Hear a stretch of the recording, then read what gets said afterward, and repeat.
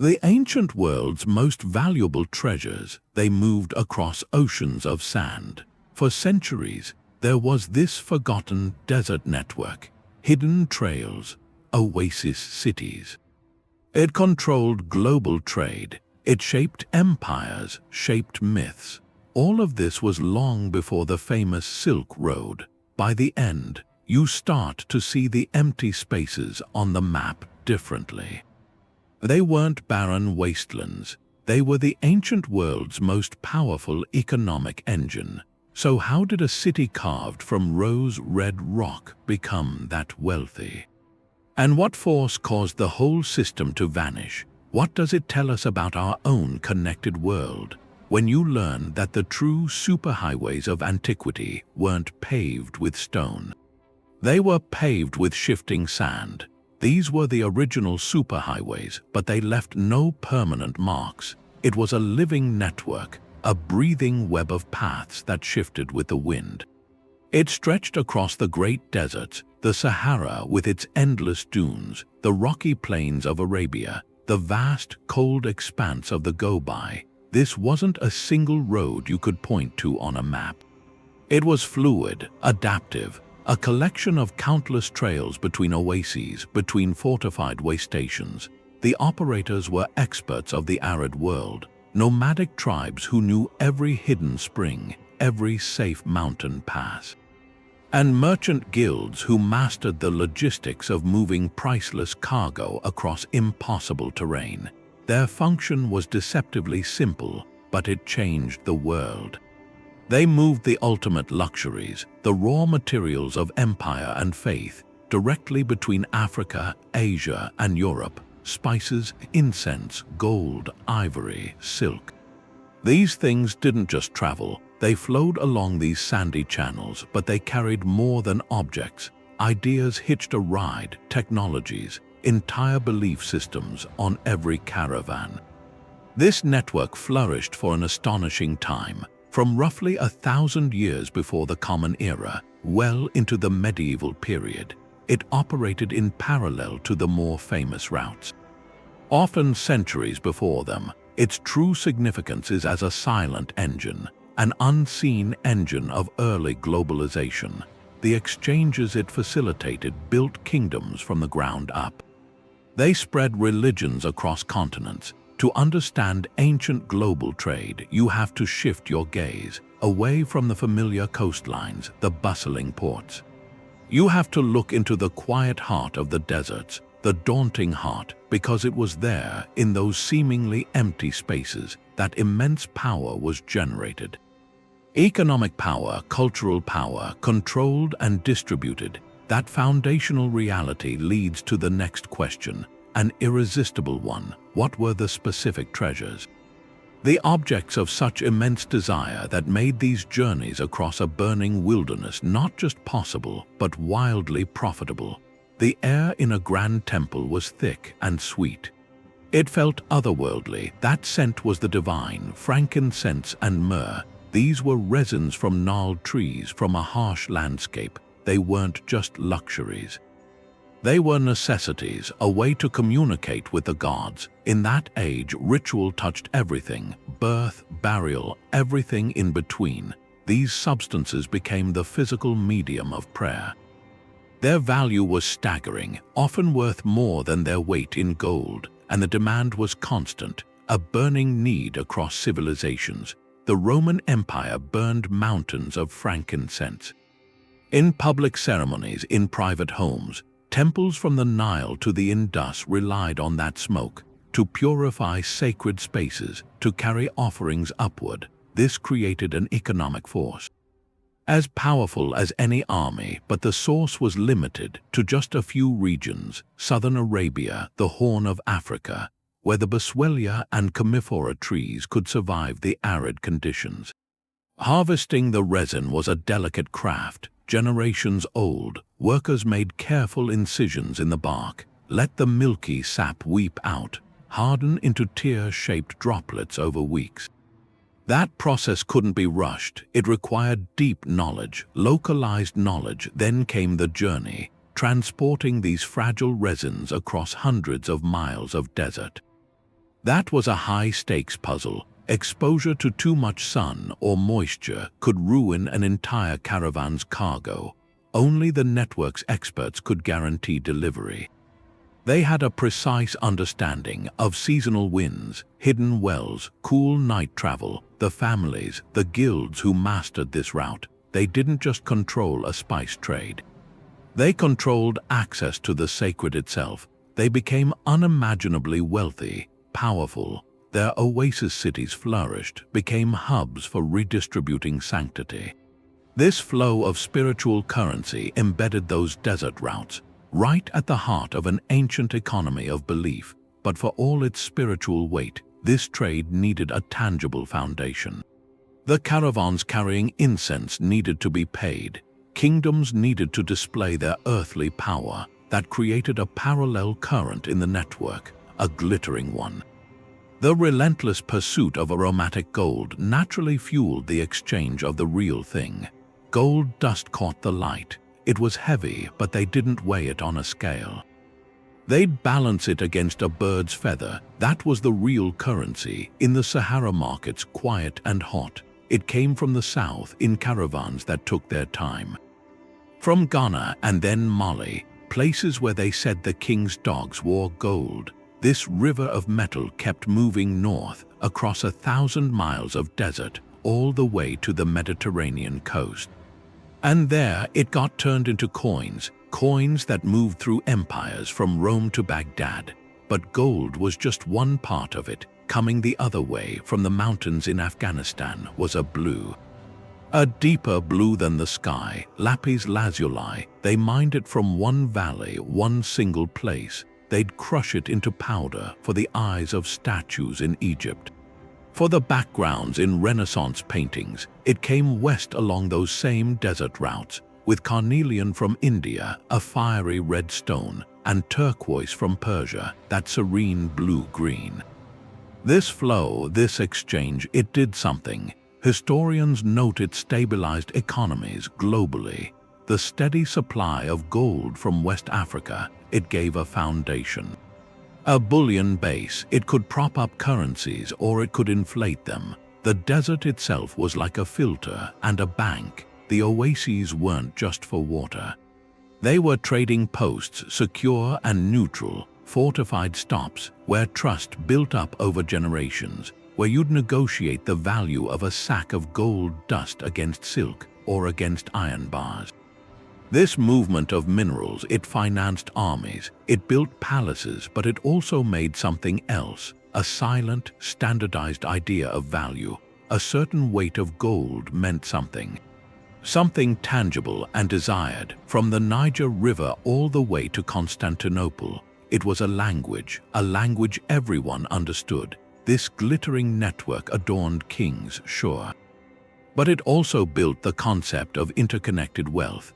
Yet, for all that physical dazzle, the caravans carried something else, something more transformative than gems or metal. They carried the weightless cargo of the mind. The city was made of canvas and leather. It moved with the first light, not stone, but a living thing. A line of camels, hundreds of them, single-humped dromedaries. Each one carried these huge packs. The line was so long, the front of it just disappeared into the heat shimmer before the last one even left the oasis. This was the ship of the desert, sailing an ocean of sand, and its engine was the camel, a biological marvel. It wasn't just a beast of burden. It was the technology that opened the deserts up. Its adaptations were like an engineer's list: thick eyelashes, nostrils it could close in a storm. The hump stored fat for energy, not water, so it could travel for days. Its blood cells were oval, that kept them from clotting when it was severely dehydrated. And the key thing, it could lose a quarter of its body weight in water. Then drink it all back in minutes at the next well. Without that animal, the network would have just been short, dangerous hops. With it, the desert became a highway. But the animal was only part of the machine. The caravan itself was a society, meticulously organized and on the move. At the front was the leader, the guide. The Kafala, his authority was absolute. It came from knowledge that was both scientific and sacred. He navigated by the stars, reading the night sky like a map. His memory held an encyclopedia of cues, a certain rock formation, the slant of a dune, the taste of the soil near a hidden spring. One mistake in his judgment could end the journey for everyone. Behind him came the merchants. They rode in relative comfort, their minds on ledgers, on future profits. Then the guards, armed, vigilant, watching the horizon for bandits, for rivals. And finally, the camel drivers. They were the marathon runners of the whole operation. They walked the whole way, tending to the animals with this deep, intuitive sense of their limits.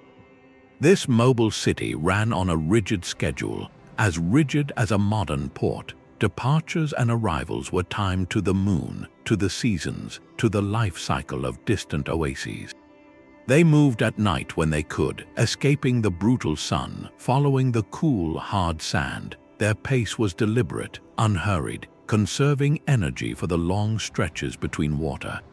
The whole enterprise was a calculated gamble against the landscape.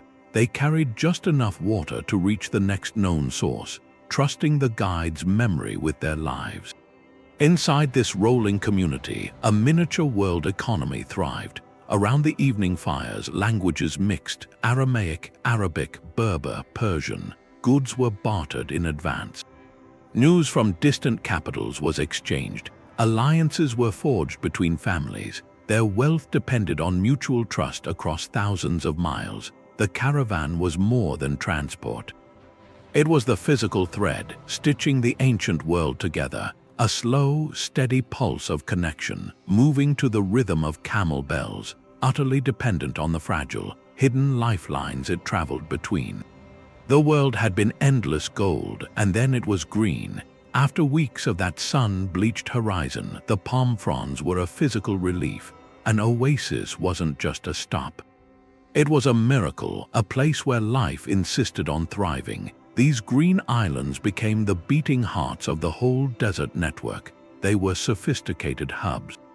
Agriculture, commerce, culture, not simple watering holes. Cities of immense power grew from these fragile gardens. Palmyra in Syria, rising from the sands with its grand colonnades. Sijil Massa in Morocco, the gateway to the Sahara's gold. And Petra in Jordan, that city carved from rose-red cliffs. They all began as strategic oasis settlements. And they transformed. They became cosmopolitan centers where the world met. These cities functioned as neutral ground. Caravans from rival kingdoms could meet here. A shared need for water, for rest. It was where tariffs were paid to local rulers, a tax for safe passage, for protection. Goods were exchanged in vast, shaded markets. Treaties were forged over cups of sweet tea. The oasis was a diplomatic space, as much as an economic one, but sustaining a permanent city in the desert was an engineering puzzle. The highest order, the solution was often hidden underground. Ingenious systems called qanats, gently sloping tunnels dug back into distant mountains. They channeled groundwater by gravity over many miles to the city and its fields. Hydro-engineering on a grand scale, maintained by generations of knowledge. It turned a trickle of water into the lifeblood of an empire. Beyond goods and water, oases traded something else, something equally vital: information. They were the ancient world's internet hubs. News traveled with every caravan. Word of a new ruler in a distant capital, rumors of war, reports of a shipwreck that could alter spice supplies. Technological ideas spread here, a new saddle design from Central Asia that could carry more weight, an improved method for weaving silk. Artistic styles migrated too. The design on a piece of pottery from Persia might inspire a local artisan in an African oasis town. Cultural exchange happened as naturally as barter. The health of the entire global network depended on these green islands. Their security, their prosperity, that made them the ultimate prizes. Controlling a major oasis meant controlling the flow of wealth across a continent. Empires would compete fiercely for them, not just for territory, for the right to tax the world. The silent power of the desert was concentrated in these pockets of palm trees and clear water. And the greatest of these oasis cities understood something. Their influence came from more than location. It came from a crafted identity, a blend of practicality and profound myth. Their world was written in the wind and in the stars. For the Tuareg, the Bedouin, the Berber peoples, the desert wasn't a barrier. It was a homeland, a library, a source of immense power. To the empires on its edges, these tribes were just wanderers, mysterious ones, but in reality, they were the master architects of the entire trade network. Their generational knowledge of the landscape was the operating system, the one every caravan depended on. They could read a change in the wind and predict a sandstorm. They knew where to find a hidden spring after a drought. They understood which mountain passes were safe in summer, which valleys offered shelter in winter. This wasn't just survival skill, it was a form of high-stakes science passed down through countless generations. A merchant with a fortune in silks was utterly dependent on it. So a complex relationship formed. The tribes became the essential partners, the guardians of the routes. For a price, they'd provide guides, men who could lead a caravan across hundreds of miles of featureless terrain. They also offered protection. Armed tribesmen would escort a caravan through their territory, keeping it safe from other, less friendly groups. In this role, they were the security force of the ancient global economy. But their power was absolute. The same tribe that offered protection one season could, under different circumstances, become raiders. They could levy heavy tolls. They controlled the gates. Without their consent, the flow of wealth just stopped. This created a delicate balance, governed not by written treaties from distant capitals, but by ancient social codes. The most powerful of these was the sacred law of hospitality. In the brutal desert, to deny shelter or water to a traveler was an unthinkable crime. This code created islands of safety. A lone merchant or even a rival could approach a nomadic camp and be guaranteed food, water, and protection for a set number of days. This tradition transformed the lawless desert, made it a place where business, however dangerous, could be conducted with a baseline of trust. The traveler Ibn Battuta wrote of this. He relied completely on tribal guides and their hospitality. His journals show he moved through these territories not as a conqueror but as a guest, following their rules for safe passage. Ultimately, these tribes were more than guides or guards. They were the desert's living intelligence network. They controlled the most valuable commodity, information, news of political instability in a far-off kingdom. The arrival of a new ship at a Red Sea port, the movement of rival caravans, all of this flowed through their camps long before it reached any settled city. With this knowledge, they wielded influence from the shadows. They could share a safer route with an ally or withhold it from a foe. They could advise a caravan to delay its journey. Avoid conflict. In this way, they shaped politics and economics without ever building a permanent palace. They were the ultimate intermediaries, the silent partners. Their approval made kings rich. Their displeasure could strand empires. This intricate, often tense symbiosis between the settled cities and the nomadic guardians was the true heart of the network. A partnership built on mutual need, on a profound respect for the land, and on a clear understanding of where the real power in the desert resided. The sound was just sand underfoot and a camel bell somewhere off in the distance. The sky was this huge black dome with all these cold, steady points of light. In that silence, the caravan guide would look up. His map wasn't on parchment. It was in the constellations. The North Star was a fixed point for him, a nail in the heavens that didn't move, and the other stars wheeled around it. Their positions marked the hours, the seasons, even the direction of Mecca. He used a system of lunar mansions, 28 sections along the moon's path. Each one a celestial signpost for a different time of year. This wasn't poetry, it was a precise mathematical practice, a technology of orientation honed over millennia. To navigate by stars in the open desert, you had to translate the three-dimensional sky into a two-dimensional line on the ground. One mistake reading that celestial clock, and a caravan drifts dozens of miles off course. Missing an oasis by a fatal margin, but the sky was only half of it. When the sun rose and bleached the world in blinding light, he switched languages. He read the land itself. The desert wasn't a blank slate, it was a text. The long, parallel ridges of dunes shaped by the wind told him east from west. A particular rock formation, weathered into a strange shape, was a permanent landmark. He could judge sand by its color and grain. Darker, coarser sand might mean an ancient riverbed was near. A clue to water underneath. He watched birds at dawn. Certain species never stray far from a hidden spring. This knowledge was a fusion: astronomy, geology, intuitive ecology. A science of place passed from father to son, from elder to apprentice, entirely through oral tradition and lived experience. To measure a star's angle above the horizon, they used a simple device. The camel, just a small wooden board with a string knotted at specific intervals. The guide would hold the string at his teeth, extend his arm, and line up the board's edge with the horizon. The top with a chosen star. The knot that met his cheek gave him a latitude reading. With this humble tool, he could tell how far north or south he'd traveled.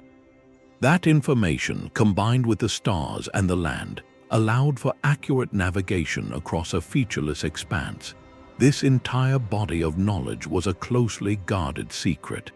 A family's or a tribe's most valuable asset, their intellectual property more precious than any cargo on the camels.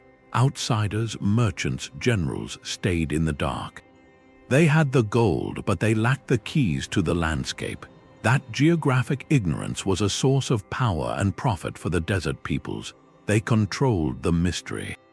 Mastery of this desert tech meant the difference between delivering a fortune to a sultan and vanishing without a trace, your story erased by the shifting sands.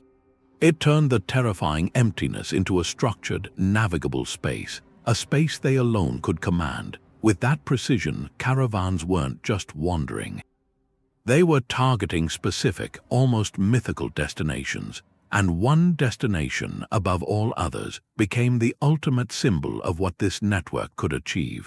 A city of impossible architecture, rising from a canyon of rose-red stone. The canyon walls got so close, a rider on horseback could almost reach out and touch both sides. That was the Sick, a natural crack in the rock winding for over a mile, the only way into this hidden place. A caravan would spend 20 minutes in that shadowy corridor, the sky just a thin line above.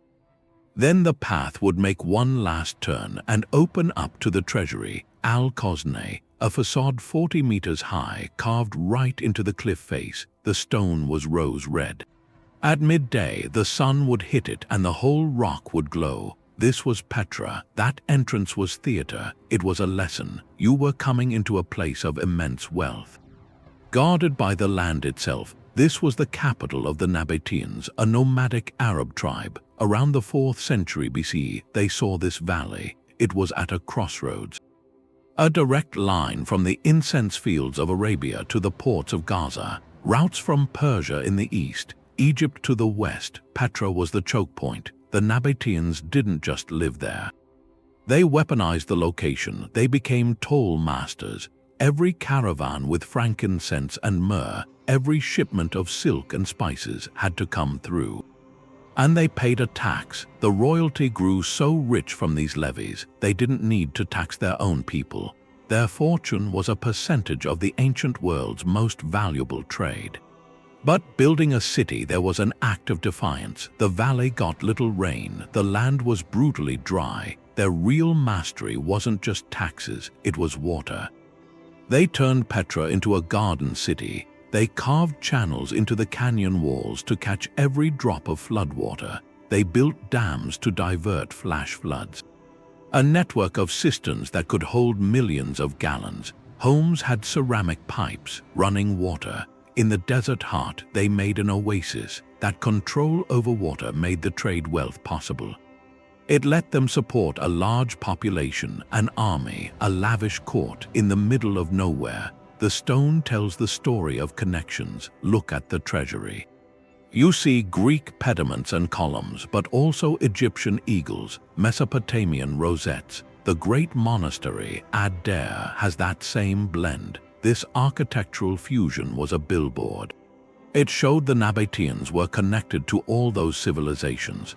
They had seen the world through the goods and people at their gates. They adopted styles to create a Patrian identity. One that spoke to every trader from every land. Petra was a bazaar of cultures. For centuries, this system made Petra untouchable, a fortress of finance in stone. But the very thing that created its power held its vulnerability, its position on those desert tracks. Empires rise and fall. Trade routes shift with politics, new technology, sea passages. When Rome annexed the kingdom and started redirecting trade through Palmyra and by sea, Petra's lifeblood drained. The caravans found other paths, the taxes dried up. The water system, without maintenance, began to fail. The garden city retreated back into the desert. Petra's silence is a reminder. In a network built on flow, to be a stationary hub is to be at the mercy of the current. When the current changes direction, even the most magnificent stone city can be left behind. A monument to a world that moved on. Timbuktu. At its height, the skyline was all minarets and spires made from earth, baked in the sun. The great mosques Jingraba, Sankor, Sidi Yahya, they rose up from the plains. They looked like the land itself had built them, and below, the markets. They never closed. You'd hear Songhai, Arabic, Tuareg, Hausa, a constant sound, and the clink of scales. Gold dust traded in whispers, held in a hand, its value settled with a look. This was the southern end of the biggest caravan trails, where wealth met. Gold came north from the West African forests, in leather pouches on camels. But what came south was just as important. Salt, mined in slabs from deep in the desert. Here, it was worth its weight in gold. You needed it to preserve food, to live in that heat. And with the salt came books, textiles, copper and glass. Timbuktu was the exchange, the engine. Its material wealth was so vast, Arab scholars wrote about it with awe. Leo Africanus, in the 16th century, he described a king with a golden scepter, over 400 kilograms, a court where music and learning were paid for by trade. But for all that commercial power, the real legacy wasn't in the treasuries. It was in the libraries, in the courtyards of Sankor University. They traded a different currency. Ideas, scholars and students came from across Africa and the Islamic world. They debated law under the sun. They studied the stars. They copied manuscripts on medicine, math, philosophy. The city became an intellectual beacon, a center of learning. Its libraries, often in private homes, held tens of thousands of handwritten books. These weren't just religious texts. They were works on astronomy for navigation, legal books blending Islamic law with local custom, medical texts using local plants. It was a fusion, Islamic tradition meeting African knowledge. The desert trade network didn't just move spices and silk. It carried the tools of thought, paper, ink, bound books. They traveled the same routes as salt and gold. That's what let this scholarly culture grow so far from the usual centers. Timbuktu showed the desert could create more than trading hubs. It could create a civilization of the mind. A remote, learned city, like a mirage of culture in the sand. For centuries, that idea captured people. It proved the tracks across the barren expanse could carry the full weight of human ambition. A trading post became a place where goods, gold, and genius were all tied together. That slab of salt was heavy, sharp-edged, blinding white under the sun.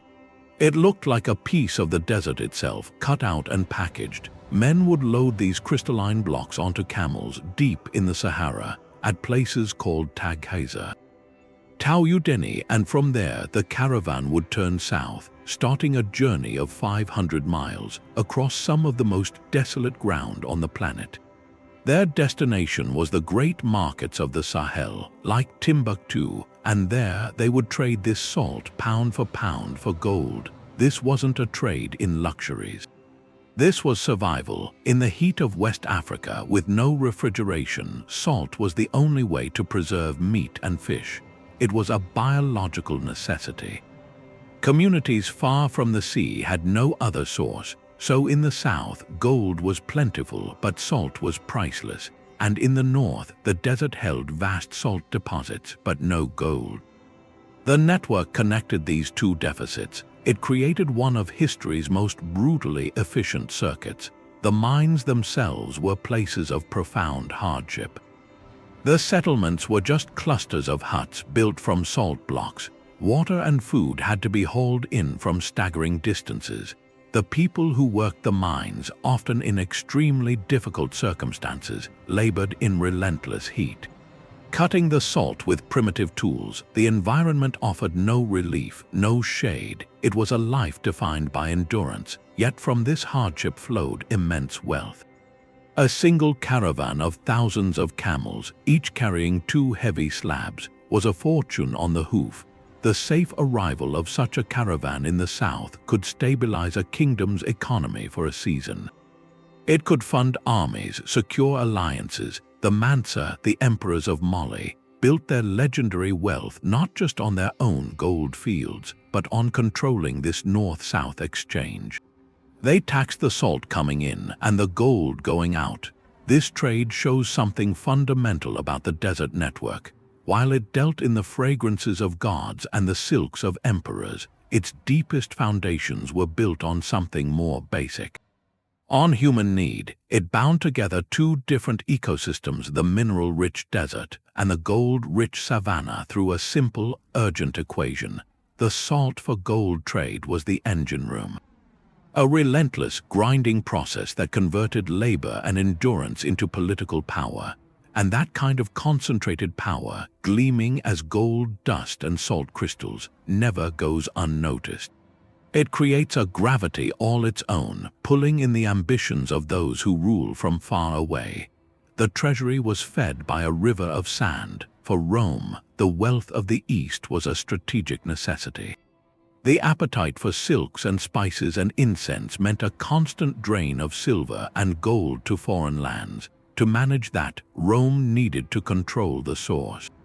And the source was a desert network. The Nabatean kingdom, with its chokehold at Petra, grew wealthy from taxing that flow. For a time, Rome let them be the toll collectors. But the economics were too powerful. The revenue from a single caravan route could fund legions. So in 106 CE, Emperor Trajan annexed the kingdom. He turned that desert toll booth into a Roman province, Arabia Patria. The logic was imperial math. Why pay a middleman when you can own the road? Direct control stabilized the eastern frontier. It funneled that desert wealth straight into the treasury. It was a blueprint: control the corridor, control the economy. Far to the south, a different desert created a different kind of emperor. Mansa Musa of Mali. He didn't conquer his wealth, he taxed it into existence. His empire sat astride the Sahara's most critical exchange. Gold from the southern forests moved north. Salt from the desert mines moved south. His administration placed a tax on every ounce that passed through. The revenue was staggering. It built the grand mosques of Timbuktu and Gao. It funded a court of legendary opulence. When he made his pilgrimage to Mecca in 1324, he traveled with a caravan so large and spent so much gold in Cairo, he reportedly depressed the value of the metal in Egypt for over a decade. His was an empire built on tariff points in the sand. His power was a product of the network's flow. In the East, the empires of Persia mastered the same equation. The Parthians and later the Sasanians, they became the indispensable middlemen between China and the Mediterranean. The Silk Road, as we picture it, wasn't one road. Its most reliable branches ran through the deserts of Central Asia, through Persian territory. The Sasanians didn't just tax the silk caravans, they industrialized the process. They built fortified way stations, caravanserais, at precise intervals.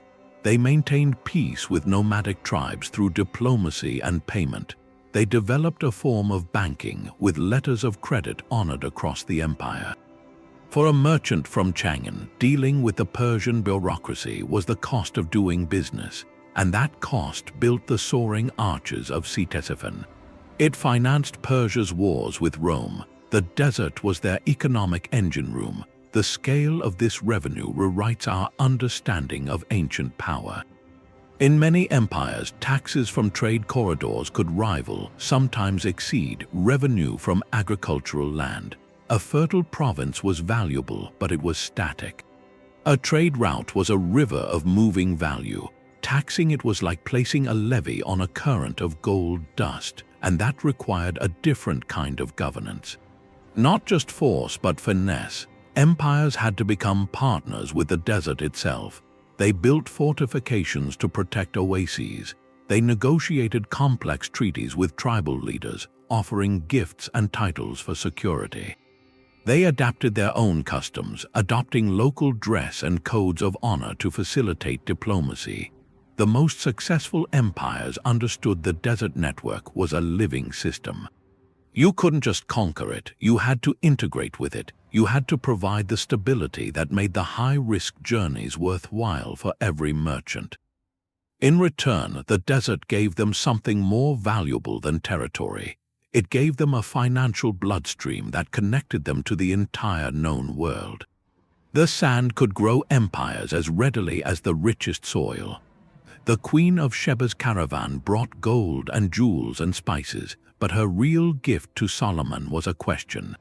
A test that story's been told for thousands of years. It's more than a fable, it's a memory of the desert's wealth hardened into legend. Because the reality of those journeys was so extreme, it demanded an explanation. It fermented, it became myth across cultures. The caravan turned into a vessel, a container for the imagination, a way to process the awe of that empty space. And the danger and the sheer mystery of it. Take the ancient Egyptians. They wrote about a distant, almost magical place, the land of Punt. You reached it by great expeditions. It was their source for sacred frankincense, for exotic animals, baboons, leopards, for gold and ebony. For a long time, scholars argued whether Punt was real. Now, most think it was a real trading partner, somewhere in the Horn of Africa or southern Arabia. But in Egyptian art, it's a paradise, dwarf trees and strange creatures. The reality of a hard trade mission over time got mythologized. The hardship of the journey faded away. All that was left was the wonder of the destination. Punt became an ideal, a symbol of the divine bounty that lay beyond the known world. This process repeated on every route. In the Arab world, the stories we call the Arabian Nights are soaked in caravan lore. The tales are framed by a merchant, Scheherazade. She spins stories to save her life, and in them, merchants find jennies in sealed lamps. They discover caves full of treasure. They outwit thieves. These weren't just fantasies, they were narrative maps, a story about a merchant tricked by a mirage that encoded the real danger of illusions in the desert heat. A tale of a genie guarding treasure warned about greed, about unseen forces that could ruin a journey. The stories transformed the merchant from a simple trader into an archetype. A figure of cunning and resourcefulness, moral adventure. He navigated a landscape that was both physical and supernatural. The Queen of Sheba's story might be the strongest example. Her kingdom was almost certainly Saba, in modern Yemen, the heart of the incense trade. Her legendary visit to Solomon in Jerusalem represents the peak of this desert diplomacy.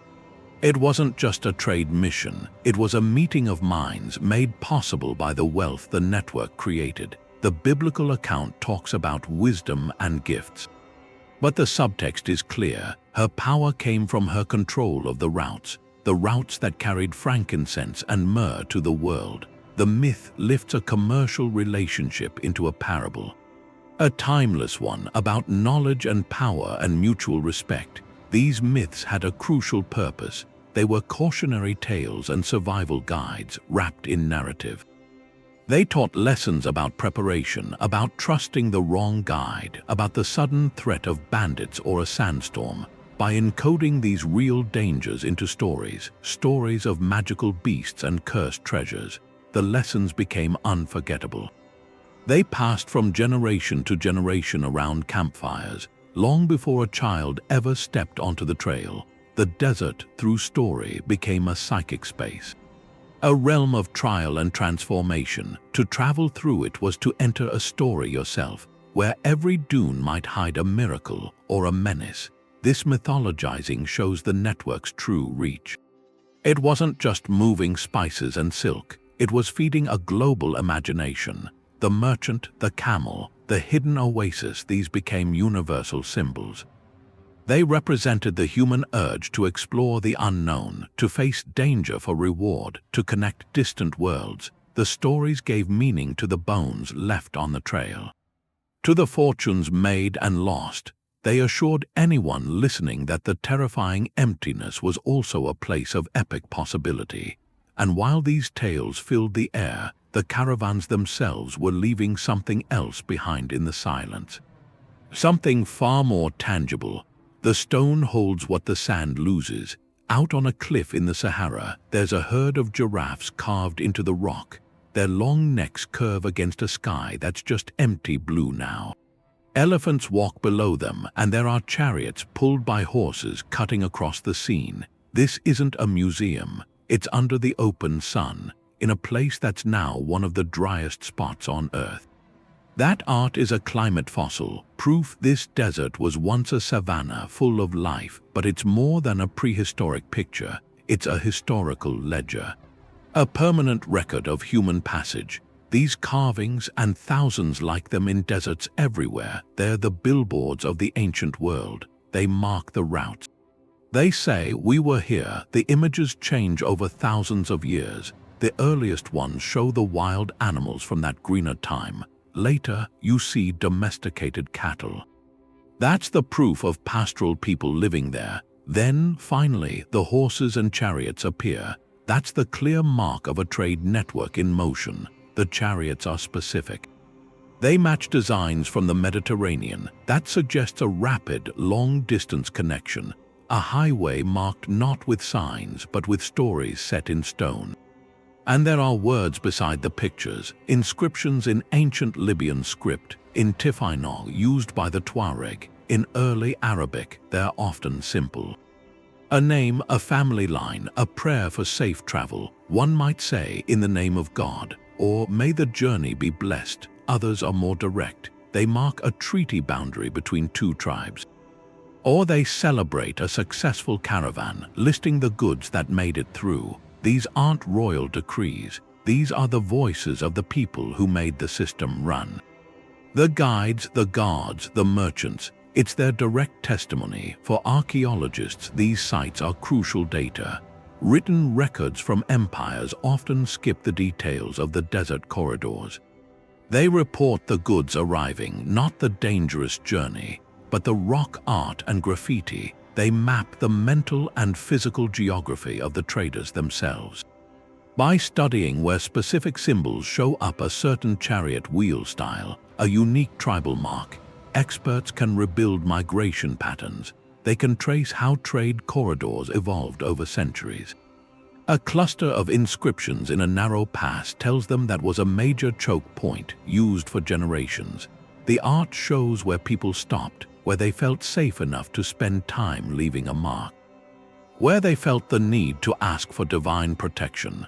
Reading these whispers lets us see the deserts not as empty, but full of communication. Every marked stone was a node in an information network. It could warn of a dry well ahead. It could point toward a hidden spring. It could signal that this land was under the protection of a certain clan. This was an open-source navigation system written on the landscape itself. It turned a frightening expanse into a shared, annotated space, a community bulletin board that lasted for millennia. But for all this organic, grassroots communication, moving vast wealth required more than marks on a rock. It needed a formal structure, a complex legal and financial system to work across such huge, lawless distances. The trust required for a merchant in Syria to send his goods with a caravan to Mali couldn't rely on whispers in stone alone. A merchant in Baghdad had to pay someone in Cairo. He didn't load silver onto camels for a 2-month trip. He went to a banker's stall. He gave the banker his coins.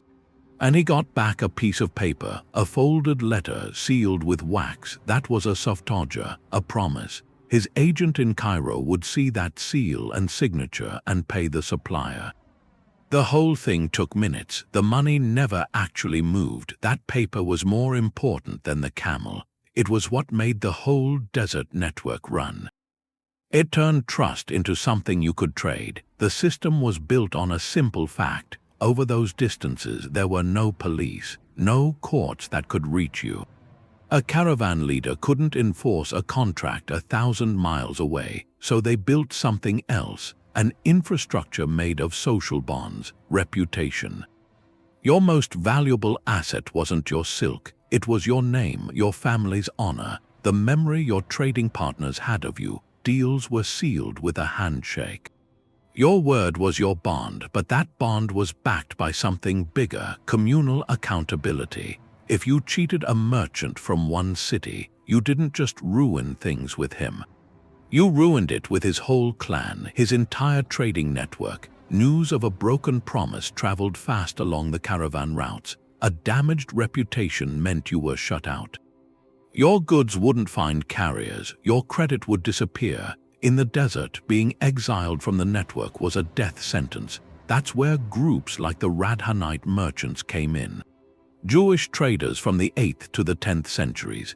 Their networks went from France all the way to China, through Christian, Muslim, pagan lands. What held their commercial empire together was a shared law. The Halakha, Jewish religious law, gave them a consistent framework. A Radhanite in Constantinople could trust a contract with another in Samarkand because they answered to the same higher authority. Their faith was a portable code of conduct. Later, Muslim traders worked on similar principles, using Islamic commercial law, the fiqh. These systems set the rules. Standardized partnership, profit sharing, dispute resolution. This shared legal language let strangers who worship the same God do business with deep trust. The softaja was the physical expression of that trust, a precursor to the modern check. A merchant would deposit money with a trusted banker in his home city. The banker would write and seal a softaja for the amount. The merchant carried this light document on his journey. At his destination, he'd present it to the banker's agent. The agent would verify the seal and pay out the funds. This solved so many problems. It removed the risk and bulk of moving coins. It was a safe way to travel with wealth. It let large debts be settled across continents without a single coin moving in the desert. For it to work, you needed a web of trusted agents and bankers in every major city and oasis. They were the financial nodes. Their integrity was the bedrock. This reveals a commercial mindset that feels modern. These weren't primitive barter economies. They were sophisticated, credit-based, globalized. Capital could flow across deserts like information. A venture could be financed in Damascus for goods bought in Oman and sold in Cordoba. Profits could be reinvested or sent home through the same paper system. It was a world where a community-backed promise was the real currency, where a man's signature, recognized across 3,000 miles of sand, could move mountains of wealth. This web of mutual obligation and faith is what made the exchange of spices, silks, and ideas not just possible, but routine. But for all its resilience, that web was fragile. It was woven across a landscape of extreme peril, and its greatest test wasn't everyday fraud. It was the kind of catastrophe that could erase the routes themselves. The silence here is what stays with you, the wind pushing sand against a mud brick wall, a dry well just a hole full of dust, brittle palm trees like skeletons. This was a caravanserai, a fortress for travelers. Now it's just a sentinel watching a trail that hasn't seen a caravan in 500 years. The desert network didn't collapse all at once. It was a slow unraveling, a death by 1,000 cuts. The causes were layered, global, and often invisible until it was too late. The first cut was the land itself. Climate isn't constant. Over centuries, the Sahara expanded. Desertification, the edges of the desert grew drier. Reliable oases failed. Springs that had bubbled for generations just vanished. That forced caravans onto longer paths to find water. Every extra day in the desert increased the risk. It used more supplies. It raised the cost of insurance. The profit margin, once so reliable, grew thinner every decade. The network was drying up from within. The second cut came from the sea. For a long time, ocean travel was risky, just coastal hops. Then technology changed. The lateen sail, a triangular sail from Arab designs, let ships sail against the wind. Hulls improved. Navigational tools like the astrolabe moved from the desert to the deck. Suddenly, one ship could carry the cargo of 1,000 camels. It could move spices from India to Europe in months, not years. The cost per pound plummeted. Why pay for guards, for camels, for oasis taxes, for the risk of a 2-year desert crossing when a ship was cheaper and faster? The economic logic became undeniable. The world's economic arteries shifted irrevocably from sand to saltwater. Political earthquakes were the third cut.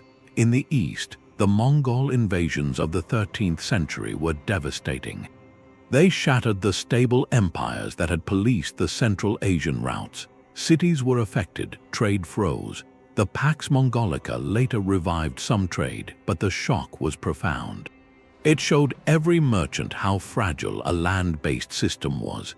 In the West, the slow fracture of the Roman Empire shattered the unified demand that had fueled the network. The great market for incense, for silk, for luxuries, fragmented into smaller, poorer kingdoms. The consistent, high-volume demand that justified the desert journey faded away. And sometimes history turns on a single voyage. In 1498, Vasco da Gama sailed around the Cape of Good Hope. He reached India by sea.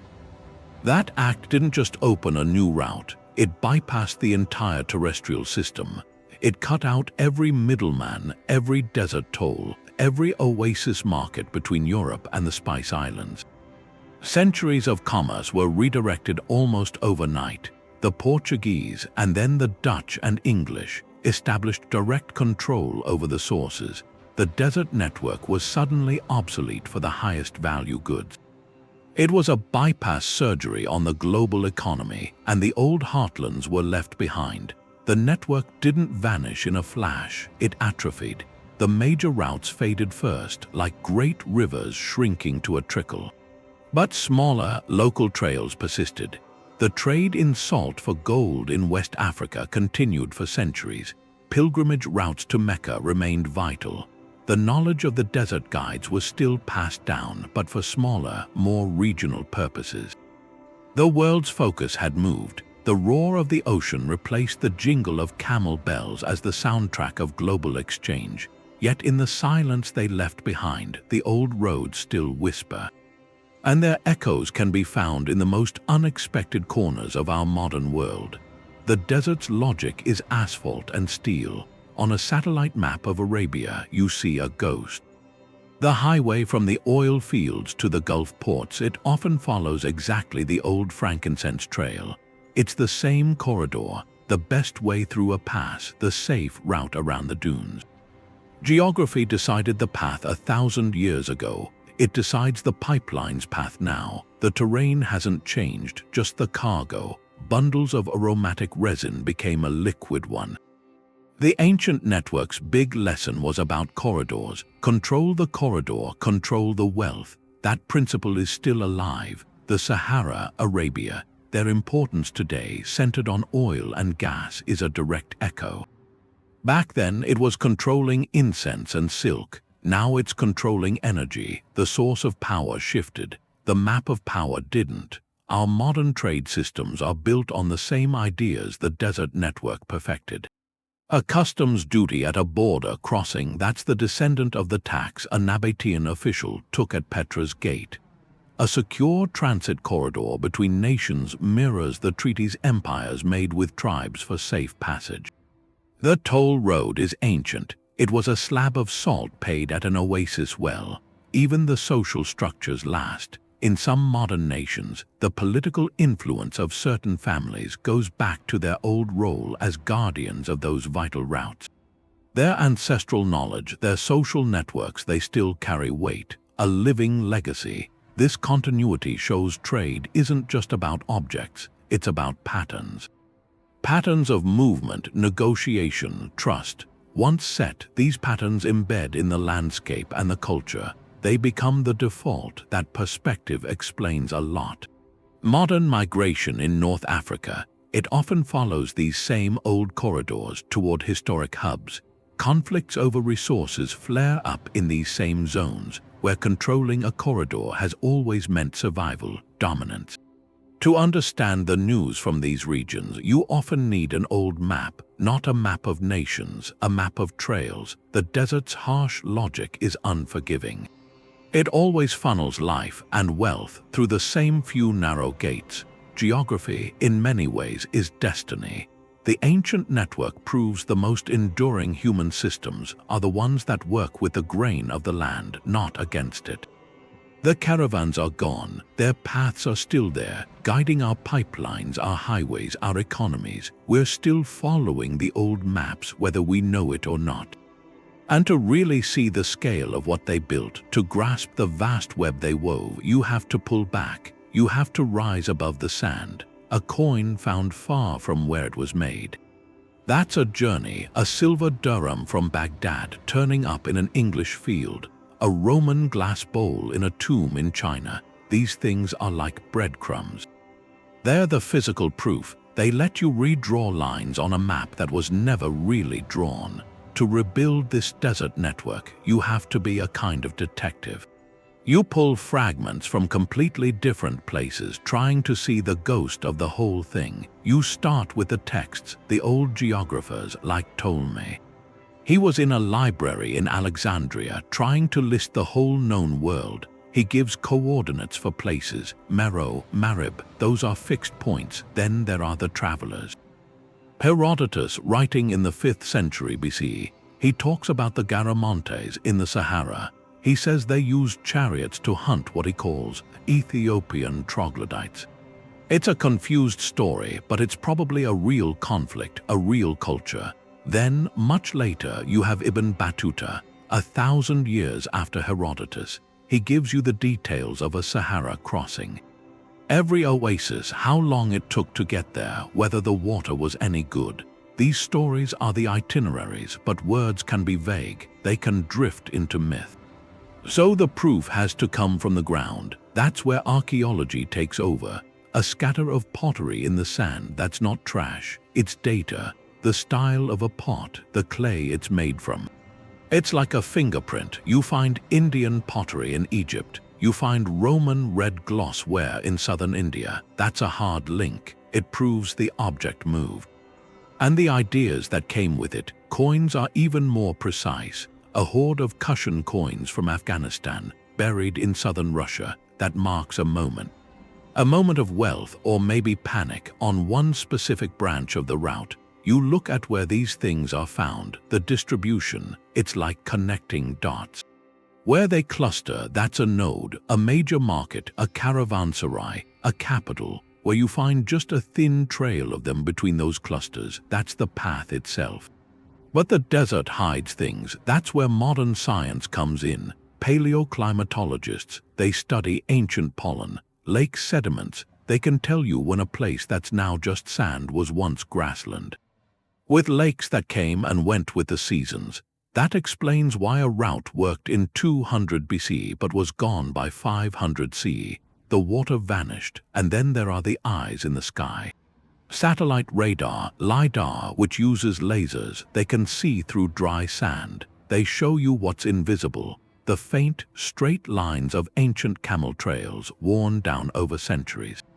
The rectangular outline of a buried way station. These tools let you see the skeleton, the infrastructure stamped into the earth. Every new find is another piece.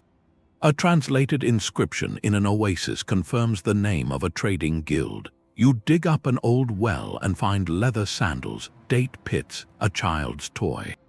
The intimate debris of a stop along the way. You analyze a marble statue in Rome and find the stone came from Tunisia. It was shipped to Alexandria, then carried overland to a Red Sea port, then shipped again.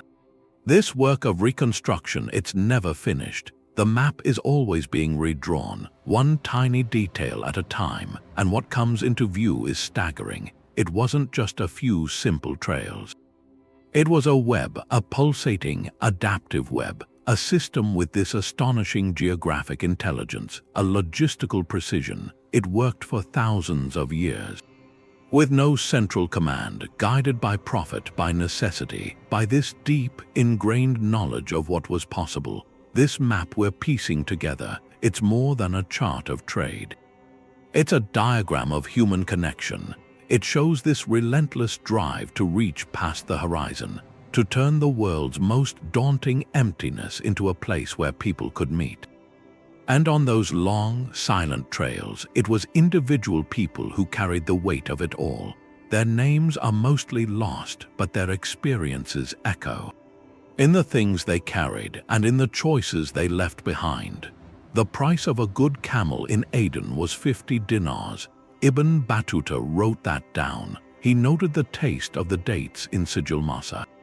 He wrote the exact number of days it took to cross the empty quarter.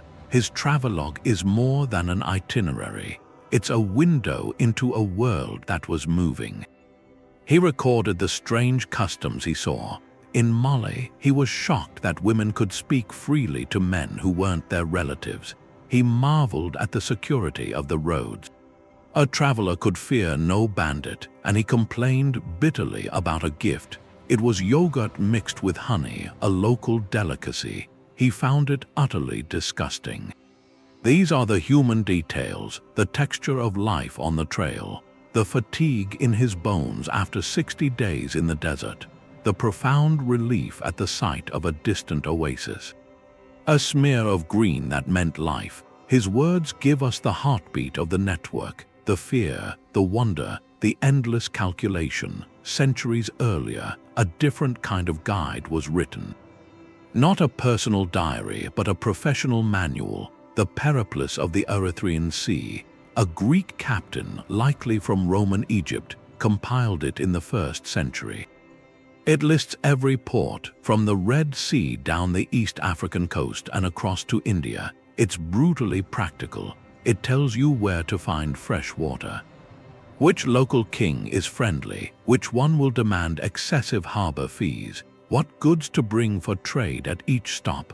Bring glassware to Baragaza, bring wine to Muziris. It's a spreadsheet of ancient globalization, a roadmap for profit, written by someone who had made the trip, someone who knew its dangers and its dividends. This document removes all romance. It shows the network as a professional enterprise, built on hard-won, specific knowledge. But for every famous name like Ibn Battuta, there were thousands of anonymous merchants. We have to imagine their lost diaries, the scraps of accounts on papyrus, a letter home found in a trash heap in Egypt, a husband writing to his wife. I am well, do not worry, the caravan is slow, the heat is severe, pray for me, or a terse business note. The frankincense arrived damp, we will sell it at a discount. These fragments are echoes of individual worry, anxiety over bandits in the next mountain pass, the simple joy of hearing your own language spoken at a distant caravanserai after months of travel. The mental math of profit and loss, weighing the risks of the journey against the potential reward back home. This was the constant calculation, the calculation that fueled the entire system. A gamble taken by individuals, not by empires. These voices describe encounters that reshaped worldviews. A Chinese merchant in Samarkand seeing a giraffe for the first time. A creature so tall and strange he thought it must be mythological. A Persian trader tasting sugarcane in India, a sweetness unlike anything he knew. They wrote of landscapes that defied description. The towering dunes of the Sahara like frozen golden waves, the stark black mountains of Central Arabia, the overwhelming silence of the desert night. Broken only by the wind, these accounts remind us the network was experienced through the senses. It was smelled, it was tasted, it was endured. It was a physical and psychological trial. This human texture is crucial. It transforms the network from an abstract economic force into a story of countless personal journeys. Each caravan was a tapestry of individual motives. Some sought fortune, some sought knowledge, some were driven by religious duty. Their collective courage and curiosity stitched the world together. They were the original globalizers. And through their eyes, we see the most valuable cargo they carried often had no weight at all. It wasn't silk or spice, it was belief, a quiet revolution of ideas. Ideas that traveled the same sandy paths, changing civilizations forever. A caravan carried more than silk, it carried salvation. Those same sandy tracks that moved spices and gold, they became the main arteries for the world's great belief systems. This was the highway of faiths, a silent conveyor belt for ideas, ideas that would reshape continents. The desert network, with its established routes and its neutral oases, it provided the perfect infrastructure. Not for conquest by armies, for the far more enduring conquest, the conquest of the human spirit. Early Christianity didn't spread by decree alone, it traveled with the merchants. Along the Roman trade routes that crisscrossed the deserts, North Africa, the Middle East, these were the practical roads of the empire, and missionaries found them ideal. They could move between communities, from one oasis town to the next, sharing teachings. In the harsh solitude of the Egyptian desert, early believers sought refuge. They sought revelation. They established remote communities, the first monasteries. These desert fathers, they turned the oases into centers of scholarship, of devotion. Their isolated cells became way stations of faith, way stations along the very trade corridors that connected the Mediterranean world. The network gave them a path. And it gave them a model of communal living in the wilderness, a model that would echo for centuries. In the East, a different spiritual journey unfolded. Buddhism began its long march from India to China, not along the coastlines, through the brutal deserts of Central Asia. The Silk Road's northern and southern branches, skirting the Taklamakan Desert, they became its vehicle. Monks traveled with merchant caravans for protection. They carried sutras, translated texts, small devotional statues. At oasis cities like Dunhuang, they found patronage. Local rulers, impressed by their learning, would fund the carving of vast cave temples into the cliffs. These caves became libraries of faith, their walls covered in intricate murals. Murals that blended Indian, Persian, and Chinese artistic styles. The desert didn't just transport Buddhism, it filtered it, it transformed it. That long, contemplative journey through the empty landscape, it influenced the tradition itself. Emphasizing endurance, introspection, the impermanence of all things, but no faith shows the synergy of trade and belief more clearly than Islam. Its rapid expansion in the 7th and 8th centuries, it was a historical phenomenon.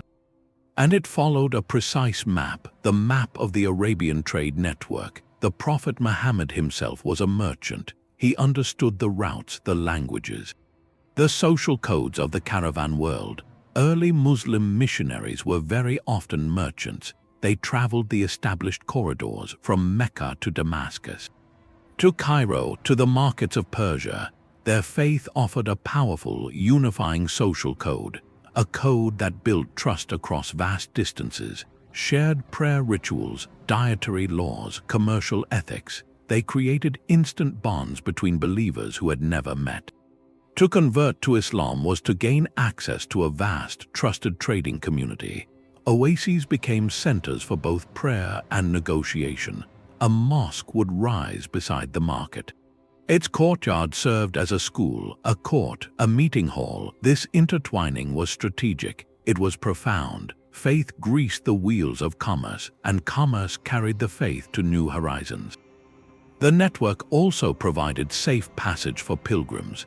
The annual Hajj to Mecca was, and is, the world's largest recurring pilgrimage. For over 1,000 years, pilgrims from West Africa, from Central Asia, from India, they traveled in massive caravans. Organized just like merchant trains, they relied on the same guides, the same fortified wells, the same oasis hospices. The journey was an act of devotion that mirrored the merchant's journey. Both were trials of faith and endurance across the same sacred geography. This fusion made the deserts into unique crucibles, places of intense religious dialogue and debate, and sometimes conflict. Different beliefs met at the crossroads. They borrowed from each other. They argued under the same palm trees. The spiritual map of the modern world, the distribution of faiths across Africa and Asia, it was largely drawn along these ancient lines in the sand. The goods changed hands, and in the exchange so did souls. And this cultural blending, born from necessity in the desert's heart, it would soon express itself in a fusion of art and architecture and scientific thought. A fusion that traveled those very same roads. A Buddha statue standing there with the grace of a Greek god. The robe falls in these soft, realistic folds.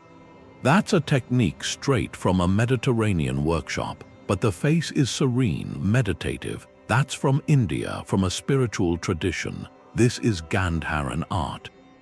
From ancient Bactria, a crossroads, it's there because Greek artisans settled there, descendants of Alexander's armies, and Buddhist teachings came through the mountain passes, the desert trails. The two traditions met, not in conflict. It was a creative collaboration. Artists used their classical skills to give form to a new faith. The result was a visual revolution. A fusion. It made Buddhist imagery accessible and majestic to cultures far from its origin. That was the network's genius. It didn't just move finished goods. It moved raw artistic ideas, and they could combine into something entirely new. Far to the west, under the Sahel sun, another synthesis, the Great Mosque of Djenné. Its facade is a forest of wooden beams protruding. The whole structure is sun-baked mud brick, plastered smooth with clay. The design is Islamic in its orientation, its prayer hall. But the material, the building method, the pinnacles, that's West African. This is Sudano-Sahelian architecture. It took the concept of the mosque and rebuilt it. With local logic, those wooden beams aren't just decoration, they're permanent scaffolding for the annual replastering, a communal renewal of the sacred structure. This architecture speaks of deep adaptation. Islam arrived on desert caravans, but it was woven into local life using the land's own materials. The network delivered a blueprint, and the receiving culture reinvented it. From Timbuktu to Agadez, these earthen monuments, a dialogue in clay and faith. The exchange was practical too. Technologies traveled the same tracks, the stirrup, likely from Central Asia. It revolutionized warfare and transport, gave a rider stability, control. Changed cavalry tactics from Europe to China. It moved west with nomadic peoples along the steppe corridors. Papermaking discovered in China. It traveled the Silk Road slowly. Reached the Islamic world in the 8th century, where it was perfected. Then carried into Europe. It replaced parchment and papyrus, democratized knowledge. Advanced astronomical charts from Baghdad were studied in Cordoba, later in Oxford. The desert passes acted as a slow drip data pipeline for the world's collective intelligence. Even the taste of food was transformed. A plate in medieval Morocco or Mesopotamia became a map of the routes: cinnamon from Sri Lanka, black pepper from India, cloves from the Moluccas. These spices, once a fortune, began to season everyday dishes. As the network made them accessible, they didn't just add flavor. They preserved food, masked spoilage, created new culinary identities. The cuisine of a place became a living record of its connections. This was never a simple copy and paste of culture. It was a creative synthesis, a constant reinterpretation. An idea would arrive at an oasis. Local artisans, scholars, cooks would examine it. They'd ask, how does this work with what we already know? What materials do we have? What does our climate demand? The Greek Buddha, the earthen mosque, the stirrup on a new saddle, each was an answer. The desert network functioned as humanity's most ambitious, slow-motion brainstorming session. It proved a truth: isolation stifles creativity. Connection, even difficult, dangerous connection, fuels genuine innovation. And that innovative spirit wasn't a luxury. It was a necessity for survival in the brutal theater of the desert itself. The desert's light creates a deep shadow. This network, for all its connections, was built on hardship. Goods moved because people moved, and not everyone traveled by choice. The trans-Saharan slave trade ran for centuries. It was part of the economy. People from south of the desert were captured or taken in conflict. They were sent north on those caravan routes. They were high-value cargo. They ended up in households or in military units, or working in the salt mines that powered everything. This is a difficult truth about how these old systems worked. It was a widespread reality. The desert's harshness made it worse for those caught in it. Their journeys were a testament to endurance under the worst conditions. Conflict was always there behind the sound of the caravans. So much wealth moving through made everything a target. Raids between tribes over water or grazing land could stop trade. Caravans had guards, but bandits waited in the mountain passes. And on a bigger scale, cities and empires fought over the right to tax it all. A new political power meant a new oasis king collecting the tariffs. That change came by force. Controlling one critical route was worth a war. The Romans showed that with Petra. The desert's history is full of these fights for economic control. But even with that conflict and exploitation, something else happened. Commerce created its own rules out of necessity. Temporary truces, called sul, could be made between rival tribes, just for one caravan, for one trading season. The sacred law of hospitality offered safety in a lawless place. This wasn't about morality, it was practical. The whole system would fail if the fighting never stopped. The flow had to continue, so they invented rules, even temporary ones, to let it happen. That tension defines the whole picture, the brutality of pursuing wealth and the cooperation needed to get it. It means these transformative systems aren't simple stories of progress. They're complex, woven with creation and suffering, with brilliant connection and a profound cost. And from within that difficult complexity, people still tried to create. To find meaning, they left behind symbols that went beyond the trade. Its feet are wide and soft. They spread out with each step. That design keeps it from sinking into the sand. It's a biological marvel, engineered by evolution for one brutal environment. The dromedary camel wasn't just an animal, it was the breakthrough technology. The living truck that unlocked the desert as a highway. Its domestication changed everything, likely in the Arabian Peninsula, around 3,000 years before the Common Era. Before the camel, desert travel was a series of short, desperate hops. You moved on foot with donkeys, your range was limited, your cargo was minimal. The camel changed the equation. Its hump isn't a water tank, it's a fat reserve. That fat can be metabolized for energy, and for metabolic water, its red blood cells are oval. That prevents clotting during severe dehydration. It can lose up to a quarter of its body weight in water, then drink over 100 liters in just 10 minutes to recover. It can endure temperatures that would kill other beasts of burden. With a camel, a caravan could travel for over a week without water. It could carry loads of 200, even 300 kilograms. Suddenly, the vast empty spaces between oases became traversable. The scale of trade exploded. The camel was the engine of the network, a single, living engine. That made the entire system economically viable, but an engine needs fuel, and in the desert, the fuel for human civilization came from a tree, the date palm.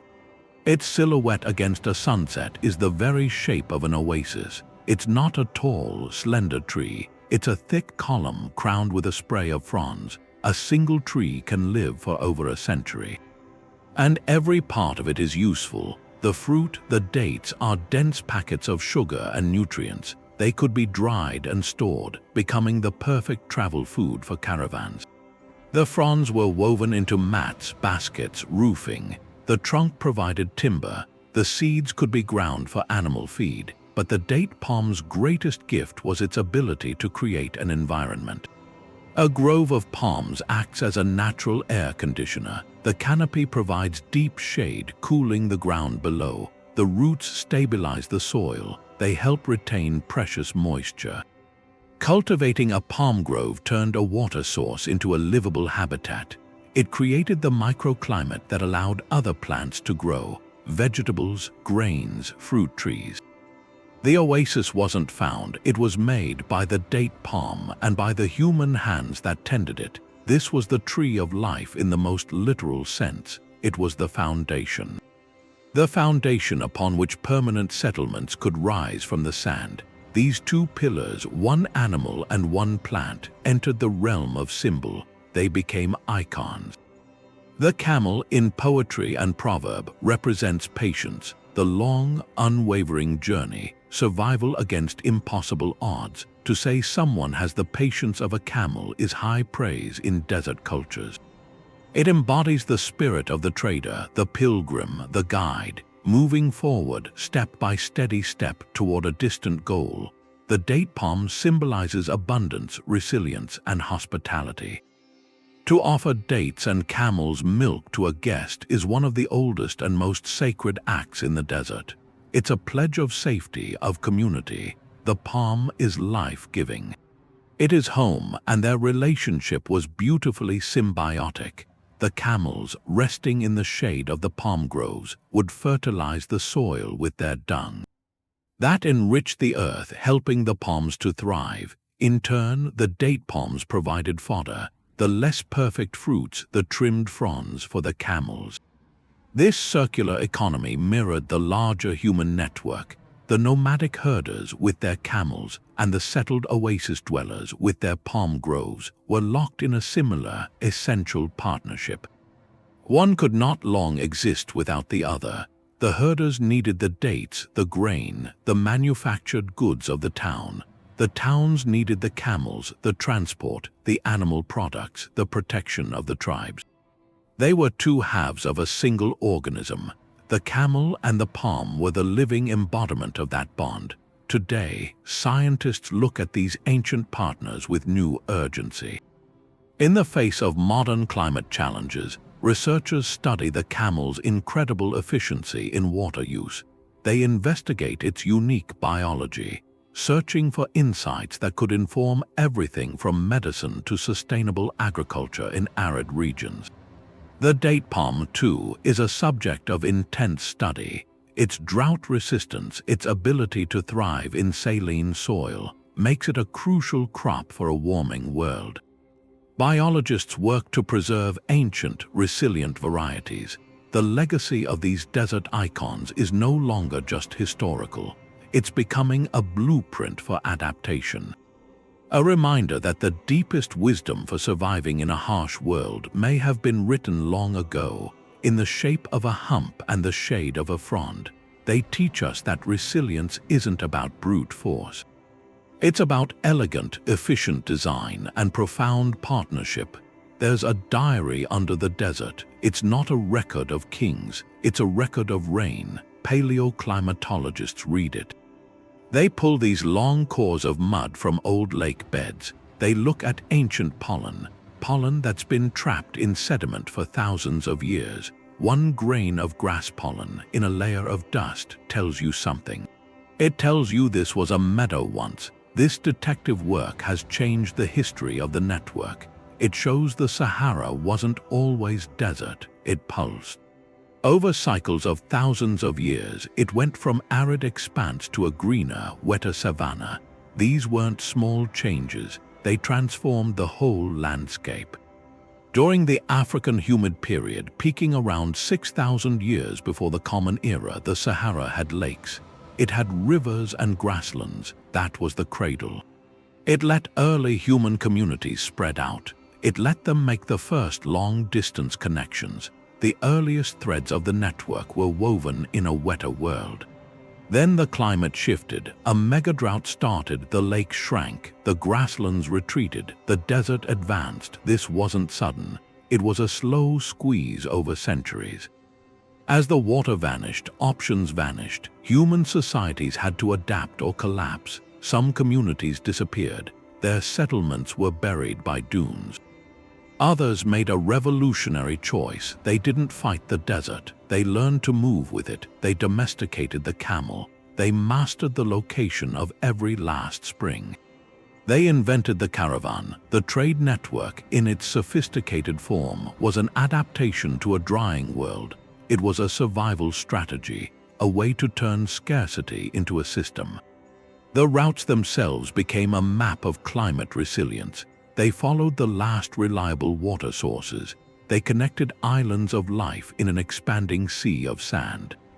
This perspective changes everything. The network's golden ages weren't random. They often lined up with slightly wetter phases, when oases were more reliable. When travel was less lethal, its periods of contraction and collapse often align with evidence of severe, prolonged aridity. A drought lasting decades could cause a vital spring to fail. That single failure could force a major caravan route to shift hundreds of miles. It could bankrupt an oasis city, a city whose entire economy was built on being a stop along that specific path. The fall of powerful desert kingdoms wasn't always about war or politics. Sometimes it was about a slow, invisible change in the weather, a change that made their brilliant water management systems obsolete. Because the water itself was gone, the lesson is interdependence. These civilizations didn't exist on the land, they existed with it. Their economic systems were a direct reflection of the environmental reality. When they designed with that reality in mind, they thrived. The Nabateans of Petra didn't just build temples, they built a hydrological empire. Their channels and cisterns captured every possible drop of water. That let a city flourish in a rain shadow. The Garamontes of the Sahara dug vast underground tunnels for garas to tap fossil water. These were feats of engineering born from acute environmental pressure. They understood their fragility. Their entire society was a negotiation with a capricious climate. In contrast, when societies failed to adapt or overextended their use of a fragile resource, the consequences were absolute. Historians note some oasis settlements were abandoned quite rapidly. The archaeological record suggests a tipping point was reached. Maybe the water table dropped below the reach of their wells. Maybe a changing climate made their agricultural practices unsustainable. The desert offers no second chances. It reclaims what it gives. The silent ruins are a testament to that. So what does this ancient guidebook tell us now? In an era of modern climate change, the Desert Network story is a masterclass in long-term adaptation. It teaches that resilience isn't about maintaining a static way of life. It's about flexibility. It's about building systems that can bend without breaking when the environment shifts. It's about distributed knowledge, like the tribal guides who knew multiple routes, not just one. It highlights water security as the foundation of any civilization. A lesson that echoes in modern cities facing their own water crises. The network shows the most successful human systems are those that listen to the land, that move with its rhythms rather than against them. Our modern global economy is a new network, but it's built on an assumption of climate stability. The ancient sands whisper a warning. That assumption is a vulnerability. The final mystery isn't just what we've learned from this forgotten web, it's what still lies hidden, waiting to reshape our understanding once more. The desert's biggest secret might still be a blank spot on the map. We have places like Petra, Timbuktu, places you can walk through. But then there are the legendary ones, the ones that only exist in whispers, cities swallowed whole, just waiting for the wind to shift the sand. This is the ancient network's final frontier. Looking for what was lost, there's the story of Zerzura, an oasis city, called the Oasis of Little Birds in old Arab texts, said to be somewhere in the Libyan desert. White walls, a sleeping king and queen, gates guarded by stone birds. For centuries, it was a rumor for navigation, a destination for caravans that might have vanished. Then, in the early 20th century, it became an obsession. Explorers like Ralph Bagnold, driving Model T Fords over uncharted dunes, using sextants and nerve. Looking for that smear of green, they never found a city, but they found something else. Ancient tools, scatters of pottery, evidence of a wetter past. Zerzura probably wasn't one place. It was likely a collective memory, a story that grew from the reality of many small, lost oases, a legend that gave hope, a name for whatever was on the next horizon. Then there's the mystery of Ghana, not the modern country, the empire, the land of gold. It dazzled Arab chroniclers from the 8th to the 11th centuries. They wrote of a king who ruled with divine justice, a court where even the dogs wore golden collars. But ask an archaeologist to point to Ghana's capital. The answer gets complicated. The physical heart of that kingdom has never been conclusively found. Arab accounts describe a twin city capital, one for the king, another for Muslim merchants. The ruins that fit that description are elusive. A site like Koum by Sale in Mauritania, it shows evidence of a great trading city, but the story is fragmentary. The search keeps going. Every season, teams survey the Sahel, using satellite imagery to spot the faint outlines of settlements under the soil, piecing together a political map from pottery. From the layout of walls, Ghana's power was vast, yet its central place is still a ghost. It's a reminder. Sometimes the most influential nodes in a network leave the faintest physical trace. Between those legendary capitals, the corridors hide smaller secrets. A caravanserai, its mud brick walls collapsed but its storerooms intact, could be just a dune away. A forgotten salt mine, its tunnels holding the tools, the remains of the people who worked there, waiting under a rocky plain, or a ceremonial site where a caravan stopped to make an offering for safe passage. Maybe marked by a circle of stones now half buried. These aren't cities of gold. They're the punctuation marks of the journey, the rest stops, the workshops. The memorials, they hold the granular truth of daily life on the trail, and they're protected by the desert's own nature. A single major sandstorm can bury a site for centuries. It can also uncover one. The landscape is in constant, slow motion, hiding and revealing on a timescale we can barely perceive. This is where modern exploration begins. The romantic image of the lone explorer is still there, but now it's joined by quiet technologies. Ground-penetrating radar sends pulses into the earth, mapping foundations without moving a grain of sand. Drones with special cameras flying over vast areas. Their sensors detect subtle differences in vegetation, in soil moisture, hints of buried structures.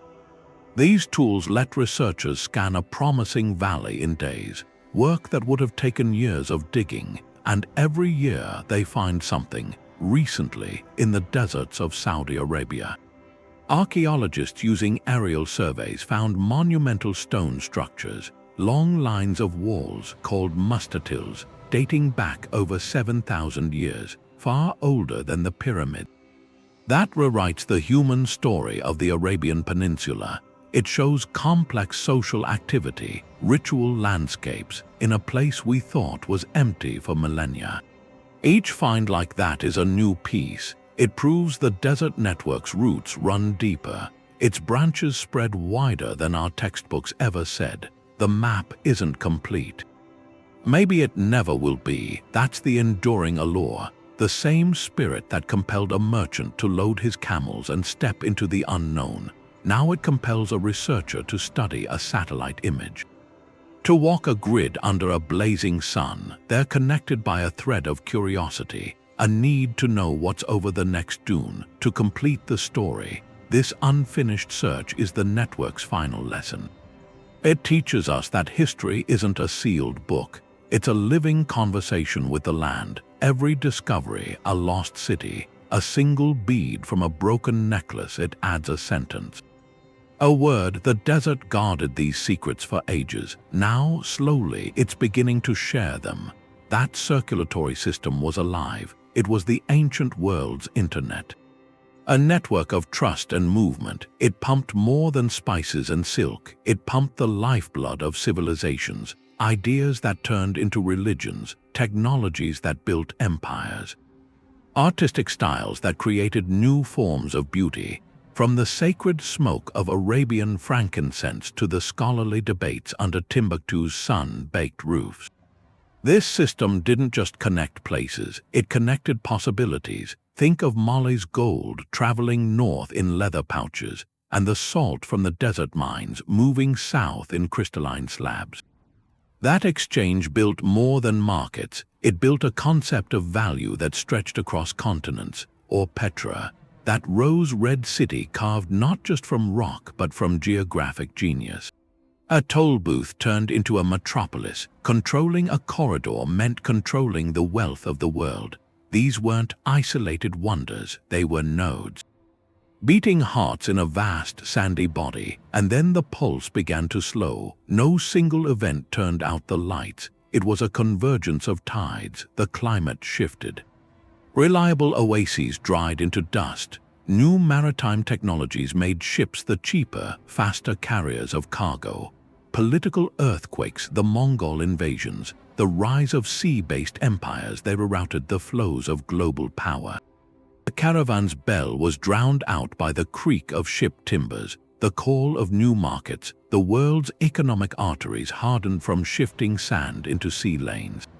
But to call this a simple disappearance misses the point. The network didn't vanish, it transformed. Its logic is embedded in our modern world, that highway following an ancient incense trail. The financial instrument that evolved from a paper promise carried across the desert. The very idea of a customs zone or a trade corridor, these are direct descendants. The patterns set by those caravan guides, the safest pass, the most reliable well, they still guide our infrastructure today. Our globalized world, for all its digital speed, operates on principles of connection and exchange. Principles that were proven possible across those vast, empty spaces. So the next time you look at a map, pause over the deserts, the Sahara, the Arabian, the go-by. See them not as blanks, see them as they once were, full of life, negotiation, and relentless movement. See the ghost lines of the caravans, the whispers of deals made in the shade of a date palm. The echoes of prayers offered at a lonely way station. That emptiness is an illusion. It is a parchment that held one of humanity's most ambitious and enduring stories.